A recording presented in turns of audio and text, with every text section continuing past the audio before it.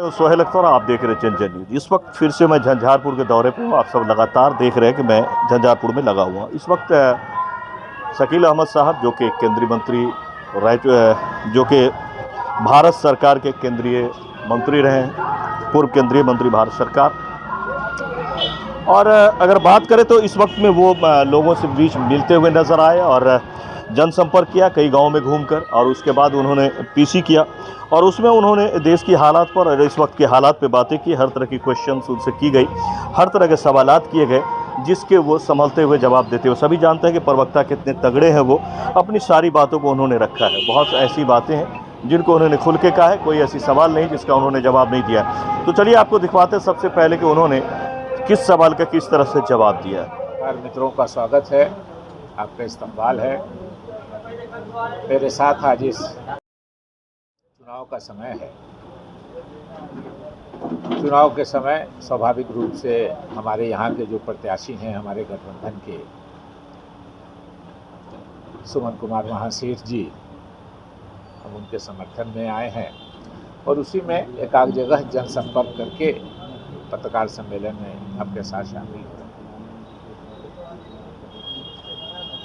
ये चुनाव दो धाराओं के बीच में हो रहा है। एक आग लगाने वाला गिरोह है, एक आग बुझाने वाला और मोहब्बत की दुकान खोलने वाला गिरोह। जिस ग्रुप को का हम लोग प्रतिनिधित्व करते हैं वो मोहब्बत की दुकान खोलने वाला ग्रुप है। वो आपसी भाईचारा स्थापित करने का ग्रुप है। वो आग बुझाने वालों का ग्रुप है। दूसरी तरफ समाज में नफरत फैलाने वाले लोग हैं और आप दुर्भाग्य ये है कि आज नफरत फैलाने वालों को भी कुछ वोट मिल जाता है। तो स्वाभाविक रूप से इलेक्शन के समय में देश की, समाज की जनता को इस बात से अवगत कराना हमारी जिम्मेदारी है, राजनीतिक दलों की जिम्मेदारी है कि सिर्फ वोट नहीं ले, लोगों को जागरूक भी कराएं। अगर आग लगाने वालों का हम साथ देंगे और ये समझ के कि अभी दूसरों के घरों में आग लग रहा है और हवा कहीं इधर से उधर बदली तो हमारा अपना घर भी नहीं बचेगा। इसलिए हर जिम्मेदार, हर देशभक्त की ये जिम्मेदारी है कि समाज में अमन शांति रहे, समाज में एकता रहे और कोई भी विकास। जनप्रतिनिधि इलेक्शन क्यों होता है? हम अपना जनप्रतिनिधि चुनते हैं, वार्ड मेंबर से लेके एमपी साहब तक, मुख्यमंत्री और प्रधानमंत्री तक के विकास का काम हो, लोगों का जीवन स्तर ऊपर उठ सके, लोगों को सुविधाएं मिल सके, अच्छी सड़कें मिल जाएं, अच्छे स्कूल मिल जाए, बच्चों की शिक्षा के लिए अच्छे अस्पताल हो जाए, साइंस के विकास के लिए अच्छा हो, किसानों की आमदनी बढ़ जाए, रोजगार हमारे नौजवानों को मिल जाए। यही काम है राजनीतिक दलों का और यही काम है राजनीतिक नेताओं का। लेकिन कोई भी विकास, कोई भी तरक्की अमन और शांति के बगैर नहीं हो सकता। अमन और शांति रहेगी तभी विकास होगा। हम अभी पत्रकार सम्मेलन को कर रहे हैं, हमारे साथी सुन रहे हैं, आप हमारी बातें नोट कर रहे हैं, रिकॉर्ड कर रहे हैं। लेकिन अगर मालूम हो जाए कि यहाँ बॉम्ब, पिस्तौल और लाठियाँ चलने वाली हैं तो ना आप हमारी बात रिकॉर्ड कीजिएगा, ना आप हमारी बात लिखिएगा, ना हम बोलने की स्थिति में होंगे, इसलिए कि अपनी अपनी जान बचाने के फिराक में सब लोग रह जाएंगे। इसलिए किसी भी विकास और तरक्की के लिए अमन और शांति ज़रूरी है और अमन और शांति होगी तभी विकास होगा, तभी तरक्की होगी। और जनप्रतिनिधि इसी के लिए चुना जाता है। जनप्रतिनिधि एक तरह से घर का मुखिया होता है, चाहे वो वार्ड मेंबर हो, चाहे वो एमपी हो, चाहे वो मुख्यमंत्री हो, चाहे वो प्रधानमंत्री हो। लेकिन अगर घर का गार्जियन ही घर के एक फर्द को दूसरे फर्द से लड़ाने लगे, उसका प्रयास करने लगे, तो ये बहुत ही चिंता का विषय होना चाहिए। का मतदान हुआ है एक 19 अप्रैल को हुआ 102 लोकसभा क्षेत्रों का, और एक 26 अप्रैल को हुआ 88 लोकसभा क्षेत्रों का। एक बात गौर कीजिएगा कि 19 को जो चुनाव हुआ शाम तक वोटिंग होती रही। मुझको लगता है कि 20 को प्रधानमंत्री के अधीन जो एजेंसियां हैं देश भर की, प्रधानमंत्री को ये सूचना हो गई कि उनका परफॉर्मेंस, उनके दल का, उनके गठबंधन का परफॉर्मेंस बहुत खराब हुआ है। और ये संयोग नहीं है कि देखिए 20 तक उनको रिपोर्ट आई और 21 की सुबह में, 21 अप्रैल की सुबह में जो प्रधानमंत्री ने पहला भाषण किया है वो केवल सांप्रदायिक लाइन पे भाषण किया है।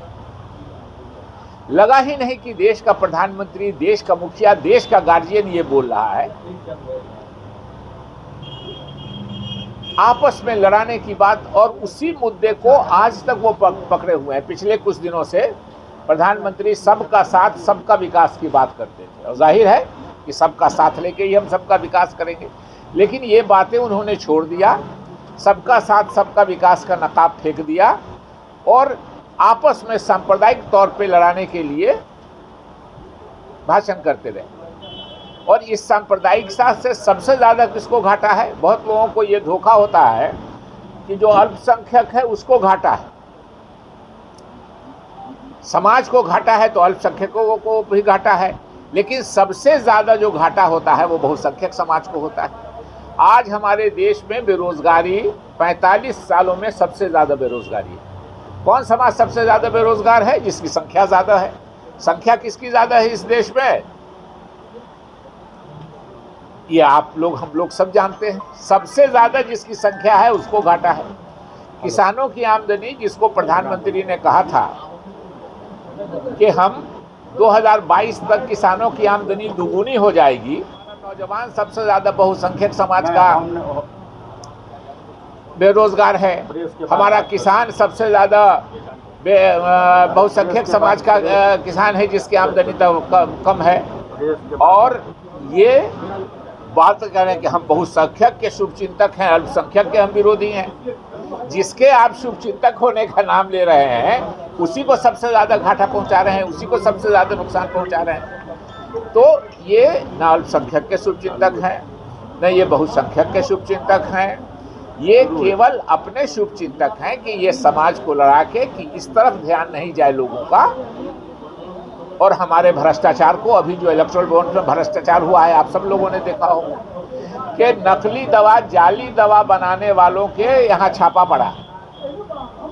4 दिन के बाद उसने भारतीय जनता पार्टी को इलेक्ट्रल बॉन्ड खरीद के चंदा दिया, उसका खत्म हो गया। वो फिर जाली दवा बना के बेच रहा है। जाली दवा किस समाज के, हमारे किस आदमी को, कब, किसके भाई भतीजा, भाई, हमको, आपको, किसको नकली दवा मिल जाएगी ये कोई नहीं जानता है।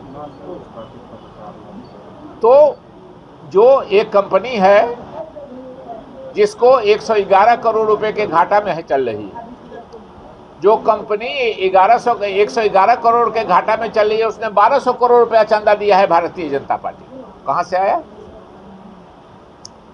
तो इस बात को समझना चाहिए कि ये सारा जो नफरत फैलाना है का प्रयास है सरकार का, प्रधानमंत्री का, भारतीय जनता पार्टी का, आरएसएस का, वो सिर्फ इसलिए है कि आप आपस में लड़ते रहिए और हम अपना भ्रष्टाचार, अपना निकम्मापनी, हमारे नौजवानों की बेरोजगारी, किसानों की आमदनी, इस पर चर्चा नहीं करें।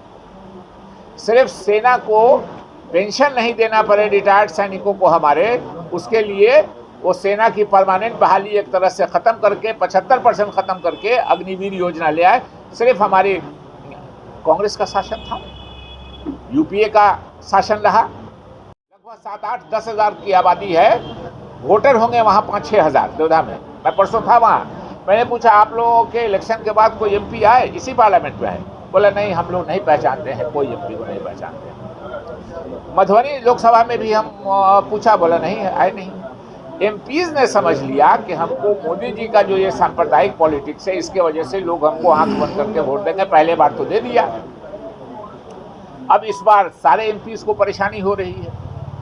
तो मिल मिला के मुझको लगता है, मैं जो यहाँ घूमा हूँ झंझारपुर लोकसभा में, मुझको लगता है कि सुमन महासेठ जी कंफर्टेबली प्लेस्ड हैं। अच्छे बोलने के लिए तो किसी आम आदमी को रोक नहीं है, वो तो प्रधानमंत्री हैं, उनके यहाँ तो कोई सीबी या सीआईडी या आईडी भेज नहीं सकता है प्रधानमंत्री जी के यहाँ। रायबरेली से लड़के राहुल गांधी जी अपनी खानदानी सीट पे गए हैं, उनकी माँ भी वहीं से एमपी होती थी, उनकी दादी इंदिरा गांधी वहाँ से लड़के प्रधानमंत्री होती थी। तो जो अगर अपने एक तरह से पुश्तैनी ज़मीन पर गया, ये भी ठीक है कि अमेठी से संजय गांधी जी जीते थे, राजीव गांधी जी जीते थे, राहुल गांधी जी जीते थे, लेकिन मैं समझता हूँ समाचार के लिए राहुल गांधी जी का रायबरेली से लड़ना उतना बड़ा समाचार नहीं है जितना बड़ा समाचार है कि उन्होंने अपनी अमेठी की सीट कांग्रेस के एक मजबूत कार्यकर्ता को दिया है, के.एल. शर्मा जी को। बिहार के भी हमारे वो सहप्रभारी थे, जो पिछले 20-25 सालों से लगे हुए थे उसी अमेठी और रायबरेली में काम करने के लिए। मैं साधुवाद देता हूं राहुल गांधी जी को और कांग्रेस के अध्यक्ष खड़गे साहब को कि उन्होंने अमेठी की सीट, ठीक है राहुल गांधी जी लड़ते तो वहाँ से एमपी रहे हैं, संजय गांधी जी रहे हैं, लेकिन रायबरेली से भी इंदिरा जी रही हैं, उनकी दादी रही हैं वहाँ से। इसलिए भागने की बात, अगर भागने की बात ही है तो नरेंद्र मोदी जी कहाँ से कहाँ भाग के गए। उनके जो अध्यक्ष हैं, राष्ट्रीय अध्यक्ष, वो हिमाचल से न एमपी में लोकसभा में लड़े, वो भाग के चले गए हैं गुजरात या राजस्थान, कहीं जाकर दूसरी जगह से वो राज्यसभा के ऊपर। तो अपना घर नजर नहीं आता। झंझारपुर लोकसभा की अगर बात करें तो आपके गठबंधन के नेता ही बागी बन गए हैं, कितना नुकसान पहुंचाएंगे, क्या लगता है आपको? देखिए, स्वाभाविक रूप से व्यक्तिगत हर आदमी की आकांक्षा होती है, अपेक्षा होती है, कोई व्यक्तिगत रूप से करता है वो, लेकिन जनता जो इलेक्शन है वो दो धारा में बटा हुआ है, इसलिए हम किसी के खिलाफ नहीं बोल रहे हैं, लेकिन ये स्पष्ट रूप से साफ है कि दो धाराओं का चुनाव है।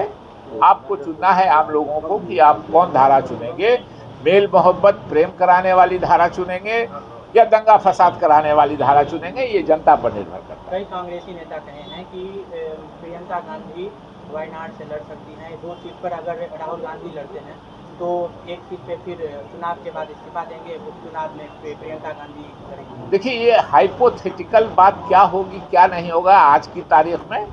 राहुल जी पिछली बार भी 2 जगह से लड़े थे, इस बार भी 2 जगह से लड़ रहे हैं। इस बार वो इंदिरा गांधी जी वाली सीट से लड़ रहे हैं। इंदिरा गांधी जी, उनके पिता स्वर्गीय राजीव गांधी जी की माता थी, यानी दादी की सीट से वो लड़ रहे हैं। उस पर अब यहाँ से रिएक्शन कराते हैं और मीडिया के हमारे कुछ साथी, उनकी मजबूरी है, हम जानते हैं। बिहार में सर इस बार कितना सीट आप ला रहे हैं? देखिए, कोई जोशी और ये नहीं, लेकिन बिहार में काफ़ी अच्छी सीटें मिलेंगी। हमारे गठबंधन को काफ़ी अच्छी सीटें मिलेंगी। पिछले बार हमको सिर्फ 1 सीट मिली थी, किशनगंज से मैं गया था संयोग से, इस बार भी किशनगंज की 1 सीट मिली थी, लेकिन इस बार हमको काफ़ी अच्छी सीट मिली। सर, सुमन महासेठ जी कहीं ना कहीं बीजेपी से थे और उसके बाद रुक करके इधर आए, इसका सर आपको प्लस माइनस क्या लग रहा है, उसका क्या फायदा है? देखिए, राजनीति में चुनाव के समय में इस दल से उस दल से ये परंपरा किसी एक दल की नहीं है। हमने अभी एक जगह कहा है कि एक आदमी के बारे में ये आरोप है कि ये 6 महीना पहले हम पर पिस्तौल लेके तैयार थे हम, और एक आदमी के बारे में है जो अभी पिस्तौल लेके तैयार है हमको। तो स्वाभाविक रूप से लोगों को क्या है कि अभी हमको अपनी ये करनी है, अभी जो हमारे सामने ये है।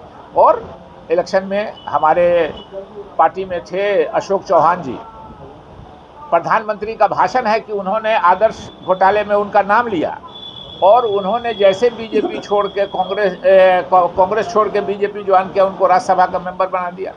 अभी सबसे ज़्यादा खतरनाक मुख्यमंत्री माने जा रहे हैं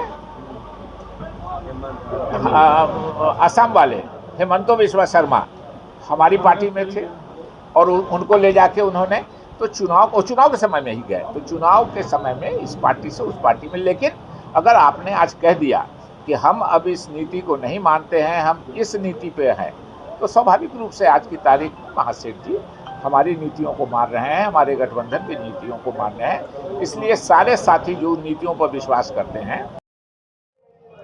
तो फिलहाल आप देख सकते हैं इस वक्त में सरगर्मी काफ़ी तेज़ है और इलेक्शंस जो यहाँ पर त्रिकोणीय श्रृंखला कह सकते हैं आपकी त्रिकोणीय चल रहा है। यहाँ पर गुलाब यादव जी भी अपना हाथी पे चढ़ के ताल ठोकते हुए नजर आ रहे हैं, सुमन महासेठ जी पर्स के साथ नजर आ रहे हैं। तो यहाँ पर बीजेपी तो पहले से भी यहाँ पर जीती हुई है, तो जनता दल यू से है, अभी भी सिटी कैंडिडेट वही है, तो वो भी अंदर ही अंदर काफ़ी खुश नज़र आ रहे हैं। कल हमने आपको दिखाया था उनके भी सभा से। तो इस तरह की लगातार सभाएं मिलती रहेगी। फिलहाल चाय मिल रही है, तो ले बेटा लो प्लीज। तो आप देख सकते हैं, तो ये सभाएं लगातार हो रही है। जनता के बीच भी चलेंगे, जनता से बातें करेंगे, तब पता चलेगा कि आखिर यहाँ का टेम्परेचर क्या है, माहौल क्या है। तो चलिए, इस खबर में इतना ही। हमें उम्मीद है कि आपको थोड़ा सा इंडिया में क्या चल रहा है इसका आइडिया मिला होगा, और थोड़ा सा आपको ये भी पता चला होगा कि इस वक्त में बिहार में क्या चल रहा है और झंझारपुर क्षेत्र में क्या चल रहा है। बाकी जब हम जनता के बीच में चलेंगे तो जनता से जानेंगे कि जनता के अंदर में क्या चल रहा है, क्योंकि ये कैलकुलेशन जो अभी हम आपको दे रहे हैं ये नेतागण का अपना कैलकुलेशन है, न कि ये झंझारपुर का कैलकुलेशन है। तो झंझारपुर का कैलकुलेशन देखने के लिए चलना होगा जीरो ग्राउंड पे। तो चलिए अगले खबर से चलते हैं जीरो ग्राउंड पर। तब तक के लिए दे इजाज़त। कैमरा पर्सन पंकज के साथ मैं सोहेल अख्तर, जन जन न्यूज़ के लिए। ज़्यादा से ज़्यादा शेयर करें, और अगर आप इस वक्त में बिहार से और भारत के पॉलिटिक्स से, राजनीति से इंटरेस्ट रख रहे हैं तो हमारे साथ लगातार बने रहें। चलिए चलते किसी गांव की तरफ।